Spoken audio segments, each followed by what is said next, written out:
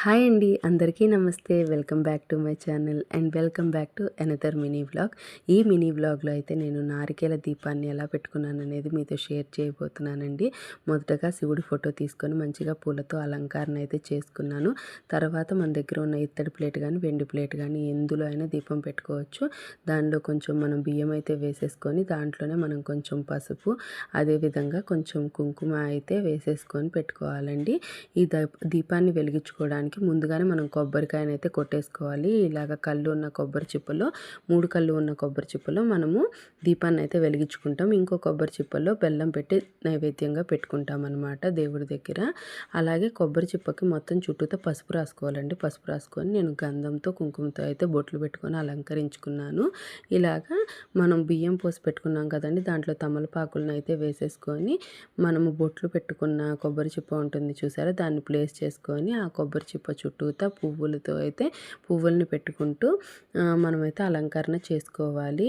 ఈ నారికేల దీపం అనేది సోమవారాలు వెలిగించుకోవాలండి. మనకి సూర్యాస్తమయం అయిపోతుంది చూసారా, సూర్యాస్తమయం అయిపోయిన టైంలో సూర్యాస్తమయం తర్వాత మనం ఈ దీపాన్ని వెలిగించుకోవాలి. అదేవిధంగా కార్తీక మాసంలోనే కాదండి, ఏ సోమవారాలైనా ఈ దీపాన్ని అయితే వెలిగించుకోవాలి.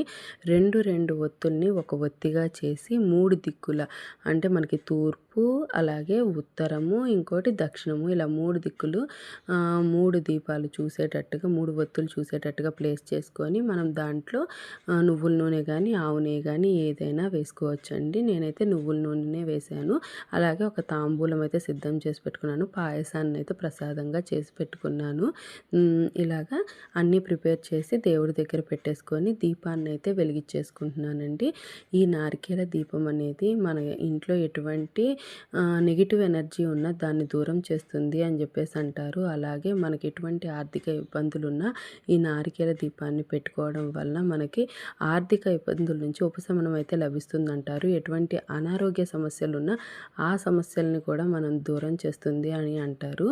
కాబట్టి ఈ నారికేల దీపాన్ని సోమవారాలు వెలిగించుకోండి, చాలా మంచిది. సోమవారము సాయంత్రం సూర్యాస్తమయం అయిన తర్వాత ఈ దీపాన్ని అయితే వెలిగించుకుంటే చాలా మంచి ఫలితాలు కలుగుతాయి. ఈ విధంగా నేను దీపాన్ని వెలిగించుకొని నా పూజనైతే కంప్లీట్ చేసేసుకున్నానండి. కానీ మనం ఎటువంటి పూజలు చేసినా మన ప్రయత్నం మనం చేసి ఆ తర్వాత దేవుడిని హెల్ప్ అయితే అడగాలి. అప్పుడే మనకి ఆ సమస్యలు ఉన్నా ఏవున్నా సరే దూరం అవుతాయని చెప్పేసి నేను నమ్ముతాను. మన ప్రయత్నం మనం చేసి ఆ తర్వాత దేవుడిని అయితే హెల్ప్ చేయమని అడిగితే దేవుడు తప్పకుండా హెల్ప్ చేస్తాడని నా నమ్మకం. మీకు ఈ వీడియో నచ్చితే తప్పకుండా లైక్ చేయండి, షేర్ చేయండి, అలాగే నా ఛానల్కి సబ్స్క్రైబ్ చేసుకోండి. మరొక